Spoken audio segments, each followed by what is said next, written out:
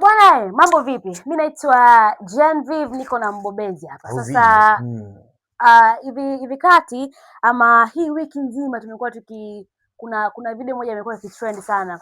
Na hiyo video kila mtu amekuwa akitoa comment zake, kila mtu amekuwa akitoa maoni yake kutokana na hiyo video.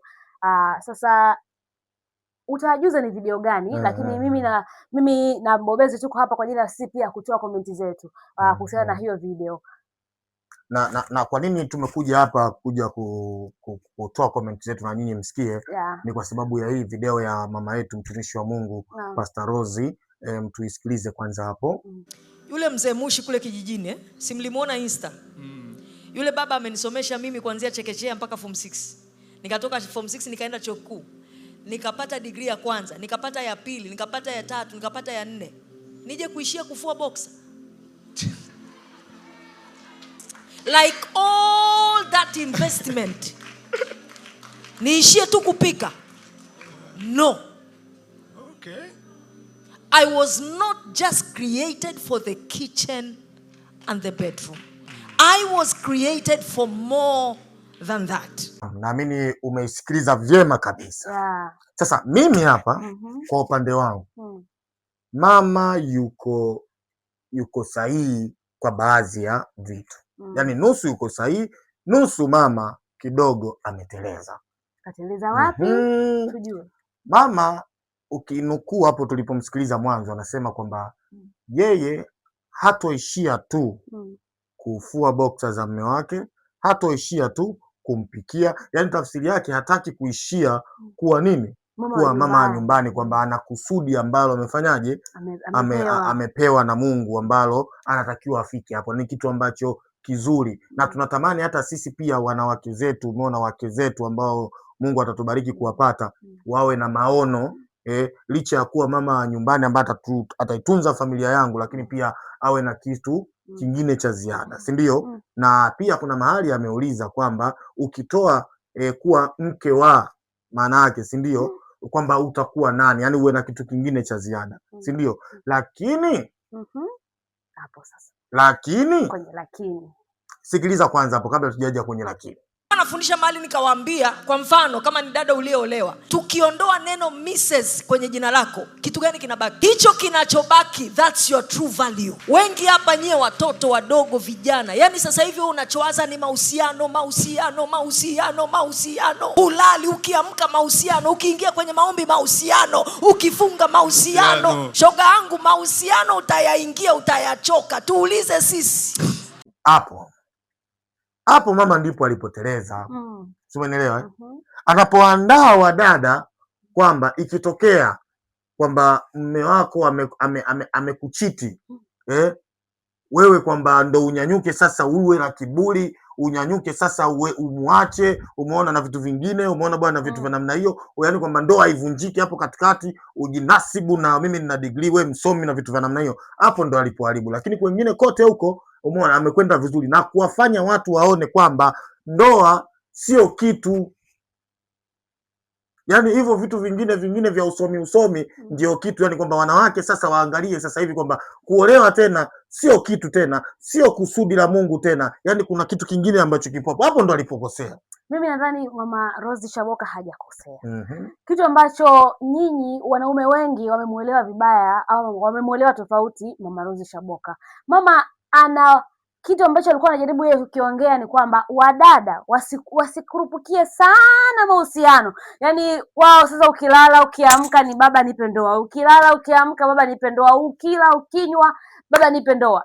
Kitu ambacho anasema kwa experience yake, mpaka akasema tuulizeni sisi, ndoa ipo, itakuwepo, na ukiingia pia utaichoka mwenyewe. Akusema neno ndoa. Amesema nini?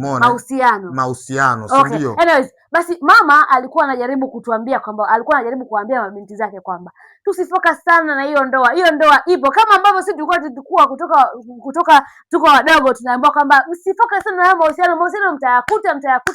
Na kweli si haya hapo mahusiano tumeyakuta, na tunaendelea nayo na mahusiano, na sio kwamba ni kitu kibaya, ni kitu kizuri, lakini ilikuwa inasubiriwa ifike right time ya sisi kuwa na mahusiano ili mambo yaweze kuwa fresh. Na kitu kingine, angetumia lugha hiyo mama yetu, nisikilize kwanza. Kabla tujaja kitu kingine, mama yetu angetumia lugha ya namna hiyo ambayo unazungumza wewe hapo, unajaribu kupaka rangi kidogo, tungemuelewa, umeona? Lakini mama yetu anachojaribu kukufanya kwamba wanawake sasa hivi, wadada hasa nyinyi wa umri huo hapo, ionekane kwamba ndoa sio kitu, jipambanieni na maisha yenu. Hata mkiwa na fedha kidogo, mkiwa na elimu kidogo, mnaweza mkajisimamia wenyewe bila ndoa. Na akasema tumuulize nani? Tumuulize yeye. Lakini yeye hajamaanisha hivyo. Alichokuwa anakimaanisha Mama Rose Shaboka ni kwamba mwanamke yoyote uliopo nyumbani, uwe una kazi ama usio una kazi, hutakiwi kuvumilia ujinga. Katolea mfano kwamba pengine wewe umeamua kwa mama nyumbani, huna kazi, umeamua tu kutulia, unasema niko nyumbani na lea kwa ajili ya kufua boxer, si ndio? Ametolea huo mfano. Akasema what if ule mume wako akaenda akapata mtu mwingine kule, ambaye huyo mtu mwingine ana hela, ana kazi yake nzuri, na akazungumza pia kitu kingine, akasema kwamba wanaume wanaheshimu yule mwanamke ambaye anajiweza, ana kitu chake. Ni kweli, sio kweli? Mimi si mwanaume. Wewe unaongea na nani kwani hapo? Unaongea na nani? Sio unaongea na mwanaume, si ndio? Sisi wanaume ndo tunajijua kwamba tunapenda vitu vya namna gani. Mchungaji amehudumia watu wengi. Nakueleza experience yake hawezi kuwa na experience zaidi ya mimi niliyekuepo mwanaume. Si umenielewa? Yaani mimi mwanaume ndo nina experience na wanaume kuliko mtu ambaye anaishi na mwanaume. Si umenielewa? Sasa kwa taarifa ambayo mimi nakupa ndogo, kwamba wanaume sisi hivyo vitu ambavyo nyinyi mnaviona sio kitu, umeona, ndio tunavipenda sana, na ndio vinafanya sana wengi watoke. Msikiliza basi, wengi watoke kwenye ndoa zao, kwenye nyumba zao, kwa hivyo vitu ambavyo nyinyi mnaviona. Ametaja vichache tu, ametaja vitu viwili, lakini kuna vingi hivyo ambavyo nyinyi mnaviona vidogo vidogo, ambavyo mmeambiwa, mmeelekezwa kwamba ni vitu vidogo vidogo, lakini ndio vitu ambavyo wanaume wanavipenda. Umeona? Kwani wewe unavyofikiria fanya tathmini yako ndogo. Wasomi wangapi ndoa zao zimevunjika? Zimevunjika kwa sababu wangapi wanawake hawadumu kwenye ndoa zao? Zimevunjika kwa sababu msomi tayari yuko na elimu, na hiyo elimu yake pengine inamrahisishia yeye kuto kuvumilia hayo mambo mengine ambayo anaweza mbona kama sasa, yani mimi niko na ndoa, alafu naona ndoa yenyewe ndio mwanaume mwenyewe ndio huyu, kona nyingi. Kwa sababu gani mimi nisijiweke pembeni na kati na uwezo wa mimi kuishi tu maisha yangu na maisha yangu yakanyooka? Sasa mimi nakumbuka zamani nilikuwa nahadithiwa kwamba wanawake kama nyinyi mkiwa mnaelekea sasa kwenye ndoa, funzo kubwa ambalo mnapewa, ukiachana lile la kwenda kuishi na mume wako, lakini funzo kubwa ambalo mnapewa ni uvumilivu. Kwamba vumilia, ndoa inahitaji uvumilivu na vitu vya namna hiyo. Kwa sababu uliyekutana naye ni mtu ambaye sio yule ambaye akili zenu na mawazo yenu na kila kitu chenu kinaenda pamoja. Kila mtu ana mawazo yake, kila mtu ana fikra zake, na kila mtu. Kwa hiyo mnaenda kutengeneza fikra moja, lazima hapo katikati kutakuwa na nini? Na migongano. Acha tu ya kuchepuka hiyo. Umeona bwana? Wewe unaona kuchepuka ndio dili sana. Ndio dili, kwa sababu acha tu kuchepuka. Kuna vitu vingine ndani ya ndoa havivumilikagi. Umeona kuchepuka tu, mtu siweza kuchepuka na ukasamehewa, maisha yakaisha. Umeona bwana? Lakini usicheke, nakwambia. Umeona, nakwambia. Kuchepuka unaweza kachepuka ukasamehewa na mambo yakaisha, lakini kuna issue zingine ngumu ndani ya ndoa. Umeona? Ila sasa kwa sababu una kiburi cha elimu, una kiburi cha fedha, sio kiburi cha elimu, ni ufahamu ambao najaribu unaongea sana. Ni ufahamu ambao mtu akishakuwa amepata elimu anakuwa na ufahamu ambao ufahamu wake tena unakuwa mpana kuzidi yule ambaye anakuwa hana elimu. Unaelewa? Sio kama unaelewa hiyo point. Anakusikia sikuelewi. Kama unielewi sasa ni nini kitu ambacho nataka kujua sana, kitu ambacho nataka nikupe hichi hapa leo na mtazamaji hapa akinoti hichi. Kujua sana pia ni uhasi. Sio kujua sana, ni ufahamu wangu ufumuke kwamba mimi hapa nilipofikia sitaki kuendelea kuvumilia hichi kitu.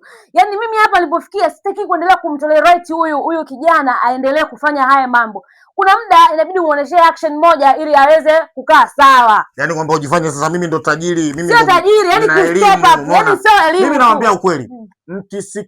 Mkisikiliza hichi kipande ambacho amekiongelea mama hapa, mtumishi wa Mungu, kitazalisha singomaza wengi, kwa sababu wanawake wengi watasema sasa, kumbe tuanze kusoma, tutafute hela. Kuna haja gani ya mwanaume? Kuna haja gani ya ndoa? Mimi nikizaa tu si mtoto nitamhudumia mwenyewe? Kwani unaniambia nini wewe? Kwa hiyo masingomaza atakuwa wengi. Bisha, mimi nakuacha na hiyo. Unajua natamani kuongea kitu lakini unanidakia kwa juu. Sasa nakudakia kwa chini, zungumza. Kuna misemo mingi sana ambayo waga inaakisi kwenye maisha yetu. Kuna zile lugha tu ama ile misemo ambayo tunakuwa tunaambiwa sisi kwamba mwanaume akiwa na kipato kikubwa sana ana uwezo wa kumcontrol wewe mwanamke. Sasa hiyo ndio inayo lead kwamba mimi ni mwanamke nikishakuwa na kazi na wewe mwanaume ukishakuwa na kazi kwamba tunakuwa wote tuko level moja. Huwezi, yani hata ukiwa na kazi, ukiwa na kazi huwezi kuwa level moja ya mwanaume. Mwanaume hata kama ana kazi, wewe mwanamke una kazi, utakuwa uwe chini. Nimekubali. Tunaweza tuseme basi tunaweza tusiwe na level moja, si ndio? Lakini mimi nina kazi yangu ambayo inaniingizia kipato changu, iwe ni kidogo ama ni kikubwa, lakini nina kazi inayoniingizia kipato. Na wewe una kazi yako ambayo inakuingizia kipato. Wewe kama baba wa familia, wewe ni kichwa cha familia, si ndio?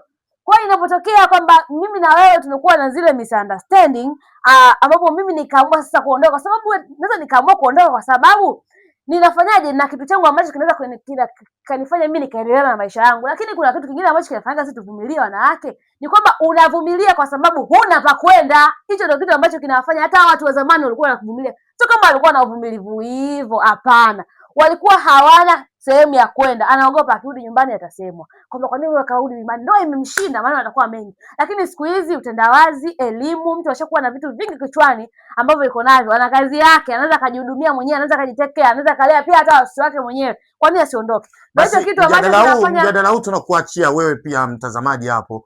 Tutumie message yako, tuambie, je, ni kweli anachokizungumza bibie hapa kwamba wanawake wengi wanavumilia, ambao tunaita wavumilivu, wanavumilia je kwa sababu hawana pa kwenda, au wanavumilia kwa sababu wana miiko na maadili, wamefundishika kuhusiana na kujua ndoa ni nini? Hawana. Tuma message hapo.